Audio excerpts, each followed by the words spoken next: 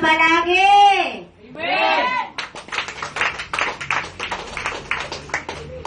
Kaya kung gusto nyong maging masaya, unahin nyo munang maging anak kayo ng Diyos. Amen!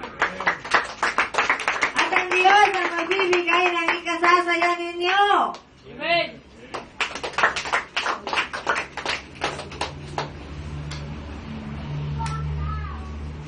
Iniuutos ang Holy Spirit sa inyong dalawa na bago ka umalis, mag-date kayong dalawa. Amen!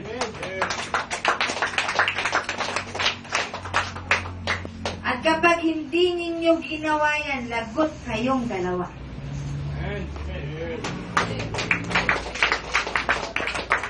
Kung alam nyo kung gaano kayo kamahal ng Diyos, Amen! ang Diyos ang gagawa ng ikasasaya nyo.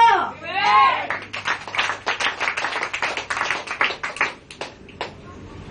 Nakakita na ba kayo na nagmamahala na pareho bulag? Pareho bulag. Paano sila lumakad? Ha? Hawak kamay. Mayroong kahawak, magkahawak na ano? Kamay. Maghawak kamay. Kasi baka mawala yung asawa niya. Kayong may mga mata, pag kayo naglalakad, magkahawak kamay ba kayo? Amen! Dapat mas lalo kayong magkahawak kamay. Sabagat proud kayo sa kasama nyo. Amen! Nagmamahalan kayo. Eh dapat mag-date kayo. Ha? Huwag kang sasama. Sila lang muna. Amen! Ang pag-ibig ng Diyos ay palaging sariwa. Amen!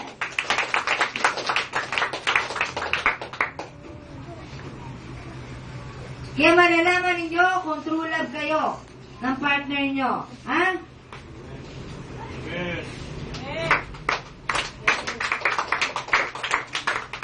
At dito sa mag-asawang ito, tested na ito. Ha? Tested na sila.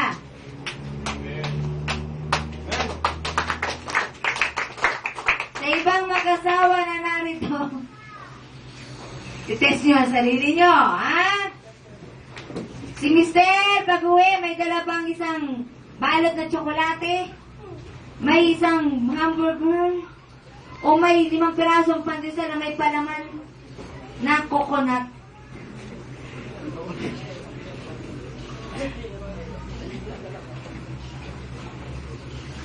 Test nyo.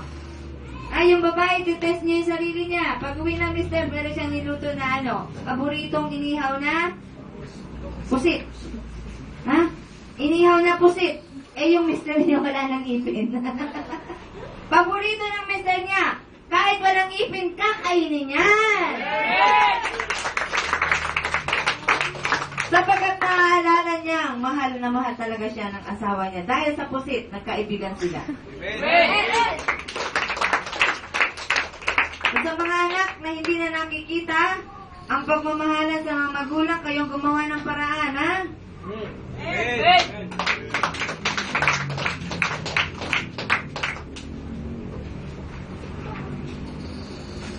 Para malaman ninyo na ang Diyos nga kasama ninyo, yung pag-ibig ay itinuturo sa inyo. Amen! At yung kaguluhan, unang-unang nasusolusyonan. Kapag may pag-ibig kayong tinanggap, yung kaguluhan unti-unting umaalis sa loob ng tahanan. Amen! Eh, wala nang question pa. Sikat ba yung nandyan? O si Kimberly? Ha? Mahal niya si papa niya. Kaso masakit sa tenga niya. Yung sinasabi ng tinig, boring. Pero ba't ngayon narito siya? Mahal din siya ng Diyos!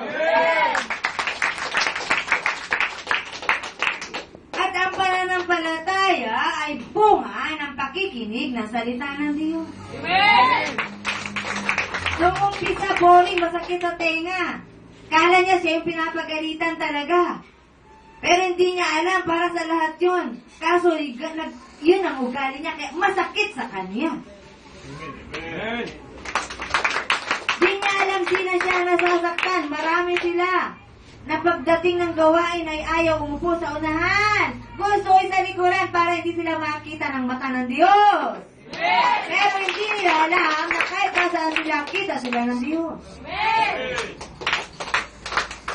At si Kimberly, ngayong narito na, may gift sa kanya ang Diyos. Lagot kayo kay Kimberly. Nasabi niya, kala ko ba nakikinig ka ng salita ng Diyos? Si Kimberly ang magiging mata ng Diyos.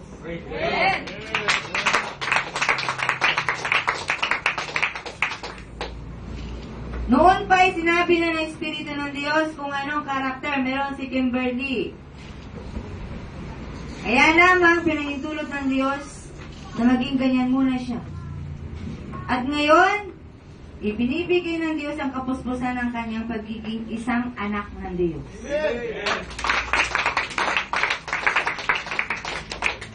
Lahat ng tao ay mahal ng Diyos at lahat ay inuunawa ng Diyos.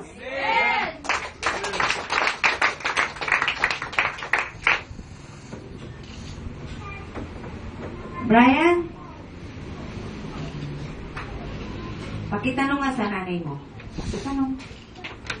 Kung nauunawaan ba niya at tinatanggap ba niya ang gawain ito nga ay galing sa Diyos.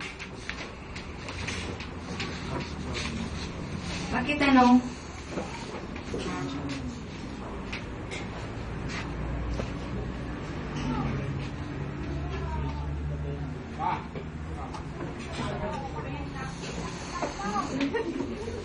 Ikaw ang tatanungin ko, bilang anak ng Diyos, tinatanggap na ba ng nanay mo na ang gawain ito ay gawain ng Diyos? Kalahati. Mamaya natin malalaman kung totoo ang sinasabi mong kalahati. Kalahati. Hindi pwedeng kalahati. Sapagkat kapag kalahati, papasok ka sa langit ay isang paalang yan. Kalahati lang ng katawan mo ang papasok sa langit kapag kalahati lamang ang pagtanggap mo sa Diyos. Amen! Kailangan ay buo. Para buo pumasok sa kaloob-looban mo ang Espiritu ng Diyos. Amen!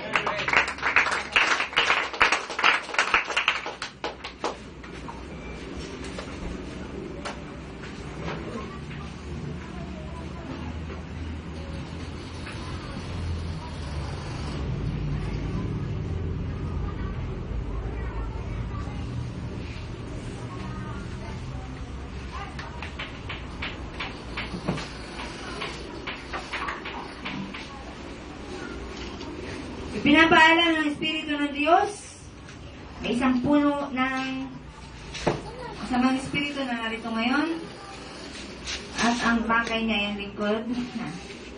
Ang lingkod,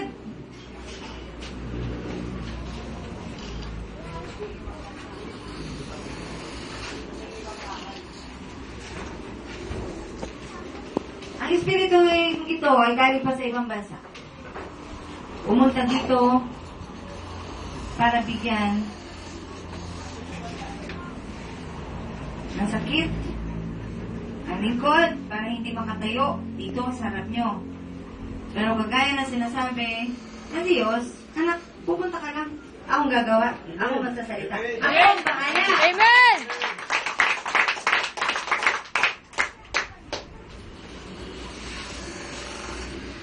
Gusto niya magkaroon ng matinding karamdaman ng lingkod para masabi ninyo na yan ba ang lingkod?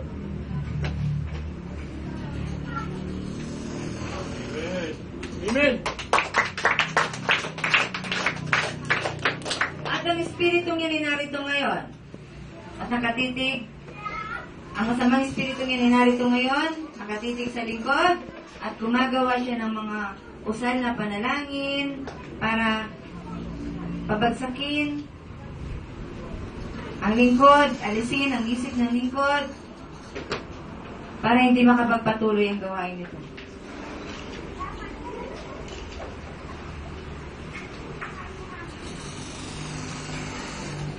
Dati na rinig nyo na may isang puno din ang masamang espiritu, ang gustong mawala ang babaeng ito. Narinig nyo na yan. At ngayon ay ulitin sa inyo, ang espiritu ng Diyos. Yung naritong masamang espiritu ngayon, marami na. Marami nang itinumba.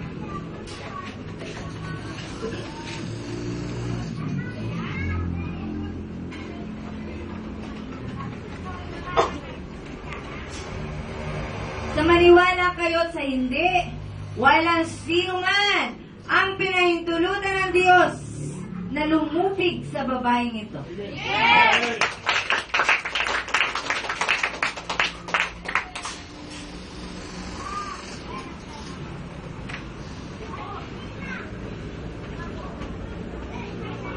At yung masamang espiritu na yon, na narito ngayon, babalik siya doon sa nagutos sa kanya.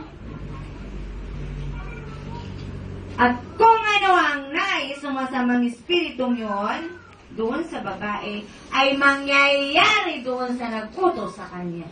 Amen. Amen!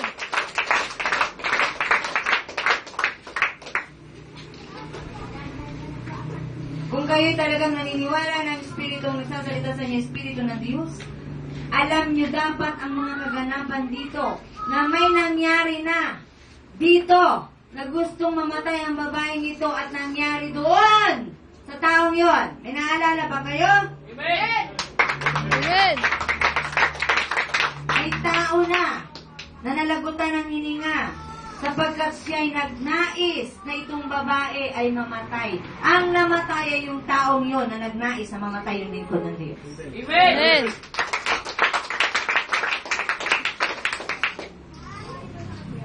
Titingnan ninyo ang babae, wala siyang dala.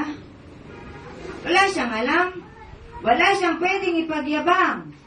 Subalit ang pangako ng Diyos sa kanya ay hindi niya pwedeng kalimutan. Amen.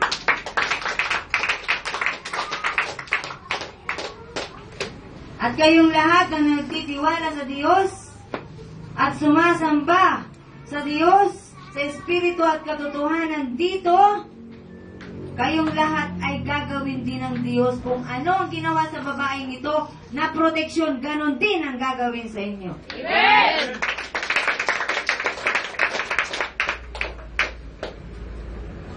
Nakakalungkot isipin, isang tao na ibinigay ng Diyos ang lahat sa kanya, di niya kayang tanggapin ang tinig na ito.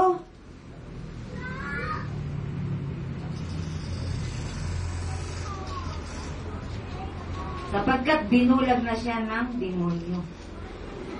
Sapagkat nagkamal na siya ng salapi, at ang Panginoon naman niya ngayon ay ang pera. Kahit alam niya ang salita ng Diyos ay binabaliwala niya. Kapag tinalikuran mo ang Diyos, sino ang kukuha sa iyo? Si Satanas. Amen.